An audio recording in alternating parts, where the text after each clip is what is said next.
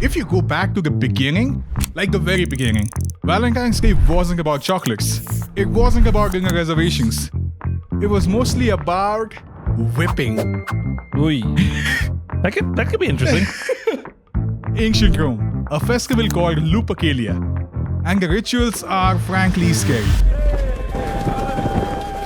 Ancient Rome, a festival called Lupercalia. You sacrifice a goat, you take the hide, you run through the streets hitting women with it, and the women, they actually lined up for this. They thought it would make them fertile. It's a far cry from a teddy bear holding a heart that says, "You complete me." So Jinx, today on The Art of Commerce, we understand how you take a holiday about blood and martyrdom and fertility and turn it into the single most profitable day of the year for florists. We have 4 stories for you.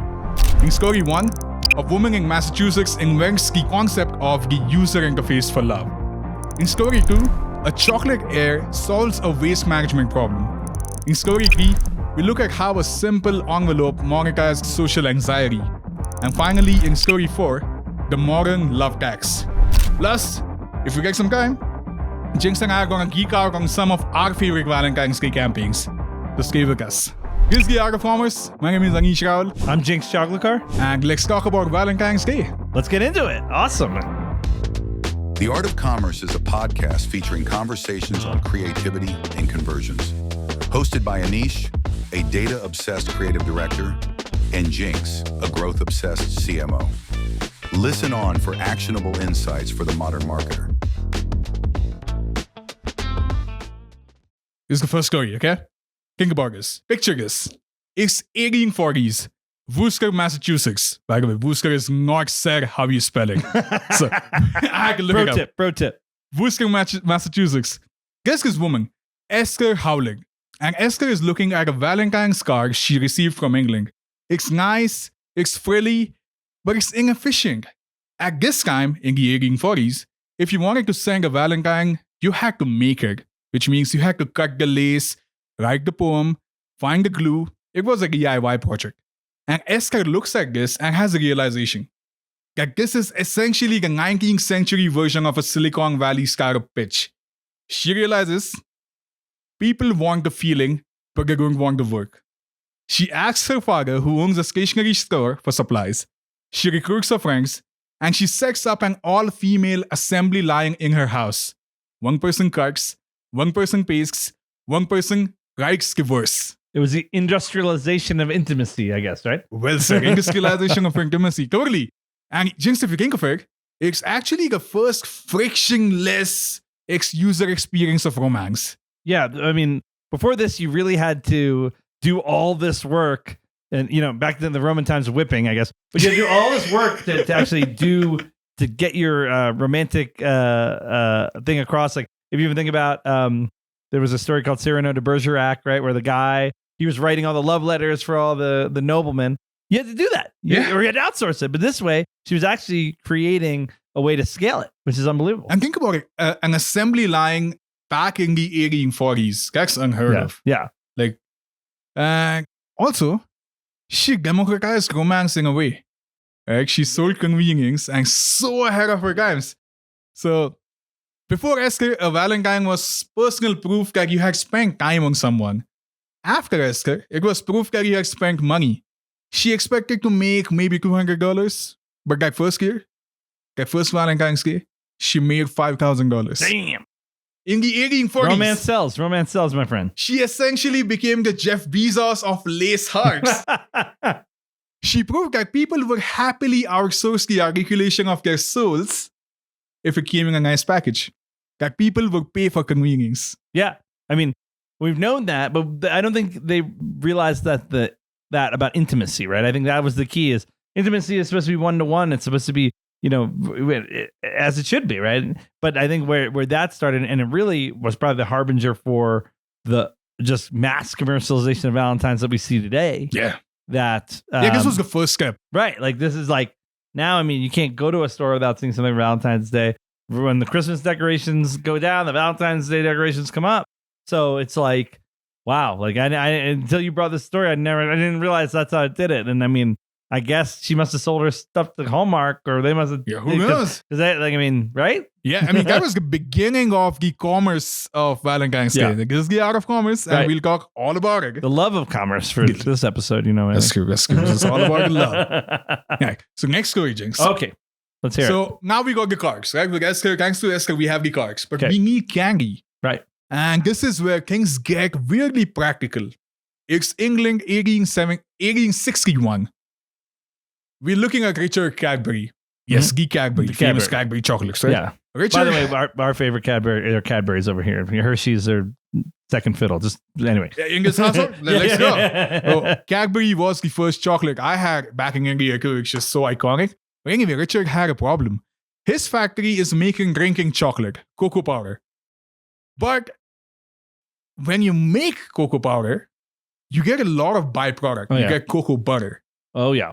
And back in 1861, it's heavy, it's oily, and nobody wants it. Mhm. It's essentially industrial sludge because his main selling product was The powder. cocoa powder. Yeah. Right. So Richard hates waste. He's staring at bags of this stuff, thinking, what do I do with this? He figures out that if he mixes it with sugar, he can mold it into solid shapes. Eating chocolate, right? But it's not exactly flying off the shelves. It needs a hook. And then Richard has a stroke of genius. He doesn't sell the chocolate, he sells the container. He designs a box, a very fancy velvet-covered box, and he makes it heart-shaped. I mean, that's just brilliant. I can't believe it's the Cadbury guy that did that first. And he actually markets it as a dual-use device. He tells customers, buy this box for the candy, but when the candy is gone, you can keep the box to store your secret love letters. Brilliant. Right? This is, again, tell the users, lead the witness, Lead like the you witness. said. Lead the witness. Tell them how do you want to use the product. That's Like, how right. do you want the product to use? Yeah, to yeah, be that's used. right. Right? Also, if you think about it, Jinx, this was really an innovation in packaging. Yeah. Right? We talk about this all the time. Like, if you have great packaging, your product is going to get noticed. And sometimes that becomes the USP. And they did it so well. It reminds me a little bit about what we see in culture today, which is the unboxing. Oh, Right? whoa, well said, yes. It was like the first unboxing, and then you can actually use the box. So that's actually, man, I'm liking Cadbury even more now. Wow. So 1861, you got the first ever packaging innovation, the unboxing experience, and that lives still today, be it the new iPhone or even Labubu's. That's right. That's right. Richard Cadbury was onto something. Who knew that he was really the guy to do it? And I would say the fact that they made the use of the box, and so you kept the brand around for a year until the next. I mean, it's just it's brilliant packaging and brilliant marketing, right? Yeah, you make a good point. Like, the candy will be over the first week, or if you like me, like the first few days. Mhm. But then the box persists. Yeah. It's gonna That's right. remind you that, hey, maybe the next time there's an occasion, this is what I need to Cadbury. buy. That's right. Exactly. I've got the Cadbury. I've got the- LTV. yeah. He's like the first subscription business too. Like, look at Cadbury, man. We're gonna do a whole episode on Cadbury. That's great. Yeah, we should. All right, so now we have the cards and candy. Right? What do you need next? The next is something different. It's the privacy engine. Okay. Oh, So now privacy engine for the American folks. Right, privacy engine. So we have the cards from the first story, right? But by 1910, there was a bug in the system. You remember Esther's story? She was making these postcards that you were mailed to your lover. That's right. The standard way to send a greeting was a postcard. But postcards are public. If Oh, you yeah. wrote, I love you on a postcard, the mailman read it. Your neighbors read it. Mhm. Right? Your parents read it. It was terrifyingly transparent. Cue a teenager from Nebraska named Joyce Hall. He starts a company called Hall Brothers, which eventually becomes Hallmark. I knew Hallmark would come out in Of here. course. There's a reason it's called a Hallmark holiday. That's Yeah. right. That's right. And in 1913, Hall makes a pivot that changes the social fabric of middle school forever. He stops pushing postcards and starts pushing greeting cards inside envelopes. Envelopes. That's the tech. Huh? That's the tech innovation, James. Okay, all right. Consumer need, business problem, tech innovation. Innovation. Yeah. I mean, it's the magic right there. You know that. That envelope was the killer app, so Yeah. to say, for 1910s. The envelope created privacy. Suddenly, you could send a Valentine to someone who didn't know you liked them. You could be a secret admirer. Before Hallmark, a secret admirer was just a stalker. After Hallmark, maybe with a perfumed envelope, Yeah. it was a romantic mystery. Well, think about it. Like without the envelope, like, will you be mine? Check yes or no. Everyone can see it. It's insane. Like, why would you do that? Yeah, like no, I never sending a postcard. No, the postcard was the equivalent of writing on someone's Facebook wall. Yes. This is a DM. This is a DM. This is a DM. Hallmark DMs. We're going backwards. And also, like, Hallmark didn't stop there. If you think of what they actually started doing, they put it on specialized racks for their users. Yeah. For my dad, for a friend, get well soon cards. So this was actually arguably the first customer segmentation exercise too. Yeah. You're segmenting the product based on application, which is something we Right. still find us doing today. Yeah? So what do Yeah. you think of this? No, I mean, I think it's exactly right. It's segmentation and they own the holiday, right? It's That's like, true. You said it the best. It's like, it's a Hallmark holiday. Like, and we kind of say it derogatorily, meaning like, it's not a real holiday. Like they're just trying to make money off us commercially, but like it's working and Hallmark owns the holiday. Like I went and got a bunch of Valentine's cards. I'm sending them out. Thank you, Hallmark and the other card brands. But that's what it is. It's and to your point, like back to the beginning, like kind of a made up thing. Like it's not even a real thing. Like it started as this Roman thing, and then they say Very weird. yeah, they say it's like the guy, like the Irish guy or whatever was trying to get the snakes out or something. It's like that's like the Valentine or whatever. But who cares? Like it is what it is now. And now, again, using love as a hook, like what you don't love your partner? Right? It's like, oh, I gotta do something. You know what I mean? So it's like a shame. Yeah, a shame it's thing. no longer just flowers. No. Do you love your partner? Do you have it? Yeah. What's happening? What's happening? Right. So it's a little bit of a, Peer pressure. peer pressure. I love that. I was gonna say shame, but peer pressure is better. I would say psyops, but Unbelievable. But I knew Hallmark would make an appearance in this story. And speaking of make-believe holidays and actually adding like social pressure, things were fine so far, right? Very innocent. Esther wanted convenience. Richard wanted to package that and make it a nice gift. Also move inventory off the shelves. Yeah. But it was largely led by let's package convenience and sell it, right? In the 1940s, enters the beers, and these guys changed the game. We got to hear about the jewels, the hard stuff. Very innocent so far, right? Like, hey, let's send a postcard, let's send candy, let's send greeting cards, then comes the beers, okay? The beers controls diamonds, but they have a problem. Diamonds are forever, but engagement rings aren't. People just can't buy them that often. So they launch a campaign, a diamond is forever. You've heard of this. I've heard of this, I know, right? I know well. You've heard it a million times. But they did something specific to Valentine's Day. They introduced the element of financial pain as a metric of love. Okay. Before this, love was measured by poetry or how beautiful the lace of the card was or how much time you spent picking just the right inside joke that you wanted on a card, all of that. But De Beers suggested that love was actually measured by salary. Oh. It created an anxiety loop, Jinx. Yeah. So it was suddenly saying, like you were saying before, if you didn't do this action, do you even love me? Oh. And suddenly, Valentine's Day wasn't about expressing love or like staying in jail or even birds mating in February and none of that. It was about how much money are you spending on the person you love? And they actually, you know how much money De Beers advocated a lover should spend on a ring? I forget, was it like 4x your salary or more? 2 months of your salary. 2 months of it. That's right. Yeah. Whee. Yeah, that's a hefty price to pay for love. Yeah. That's why I got married early, because I wasn't making that much money.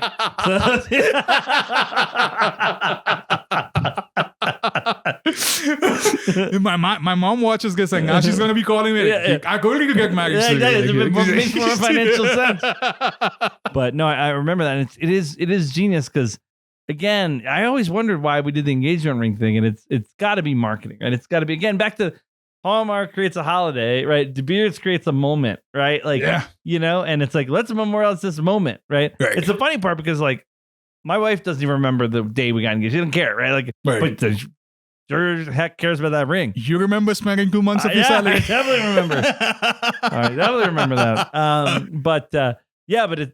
But it is amazing. And then De Beers being known for that now.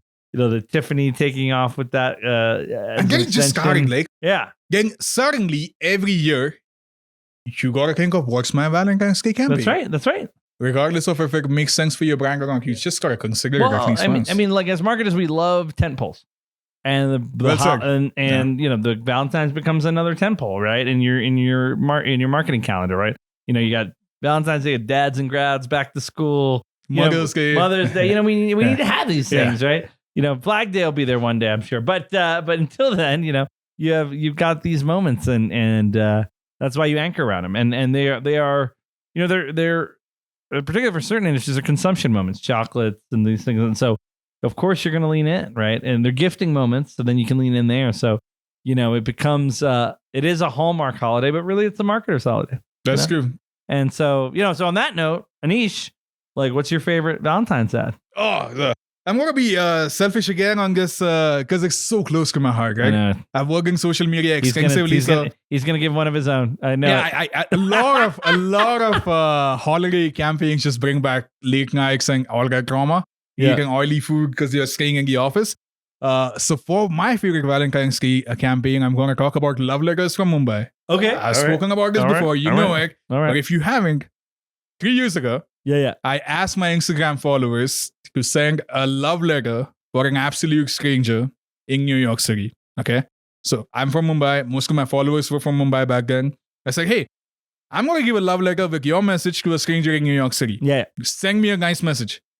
And surprisingly, people wrote back. So I took those messages I made, like Esther Scurry. I spent time and effort to translate a stranger's message into a love letter. I put it in an envelope. I wrote down their Instagram handles and I just went in the city, distributed those letters, and I captured people's reactions.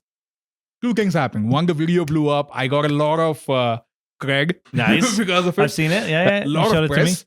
The second thing, and that's actually the beautiful thing, is these people that I was connecting, a lot of people actually looked up, who's this person who sent me this message? I'm going to DM them on Instagram. Oh. And this act of kindness actually forged some He's a matchmaker. Collections. Anish is a matchmaker. Oh, okay. One of my favorite campaigns. That's awesome. I just wanted to connect people, and I wanted to make a film about being in New York for Valentine's Day. That's very cool, man. So that's my favorite. I love that. Yeah. I love that. Do you have a favorite Valentine's Day campaign? So I'm gonna just steal what Anish said about, and not his example, but just the fact. Love letters from Mumbai. Yeah, it's my favorite. No, the fact that he's doing something that he did. Because this wasn't technically it was a Valentine's campaign because we leveraged it for the whole year, and it was our new campaign thematic. But when I was starting at Sling, we launched Live TV You Love, and we released them around Valentine's Day, and then they became And so there are 2 spots that I love. Which one is again the thematic is Live TV You Love because we're Sling, we love TV as employees, and of course our customers do. So that's why we create a great product for it. And so the 2 ads we launched were, one was a woman bringing her boyfriend home to meet the parents for dinner, and then of course the boyfriend's actually a TV with Sling on it, so that was really great. And then the other one was we had a guy that was kind of sitting with his psychiatrist and saying, "I don't need you anymore because I found the love of my life." Blah blah. Ends up being the TV, and they're hugging and spinning around, and those were both really fun. They were done by the director of Portlandia, so it was like awesome to meet him, and it was just really fun. Great campaign, I think, really well. You can find them on YouTube. Check them out. I think they're great. Oh, that's a very different take on love. Yeah, you're celebrating people's love for entertainment, and love for their Thursday night football. Exactly, right? Exactly right. That's awesome. So anyway, well, this was a really fun episode. Right? Like, in 4 stories and our 2 favorite campaigns, we understood how commerce worked its way into culture. Yeah. Right? That's right. And it started on some very fundamental problems that are monetizable even today. If you can make something convenient, you can charge money for it. Yeah, that's like right. Escargot gag. Yeah. If you can make a packaging that solves more problem than just selling candy. Yeah. Or actually, that's a better way to say it. if your packaging can add more value exactly. to the customer's and it's life, shareable. It was like the and it's first shareable. shareable content, really. You can monetize it. We see Apple, Yeah, still doing it, right? Totally. Third is, if you can add privacy, Right. that can become a feature itself. DuckDuckGo is a browser. Well, and It more just- than just privacy, like a different form factor. That's Right. That's really what it was. And segmentation. Yeah. Now, certainly, Hallmark expanded from just nice messages for Valentine's Day to, hey, if someone's Everything. sick, your father, mother, best Right. friend, right? And the last one is artificial scarcity of... That's right. And creating a moment. Okay, yeah. I was going in a very, a very dark place where diamonds are available easily, man. Like, you're creating artificial... No, but creating a moment. Creating a moment. Right. This moment didn't exist. Engagement rings didn't exist. That's true. And all of a sudden they do. And now you're paying 2x your monthly salary. Yep.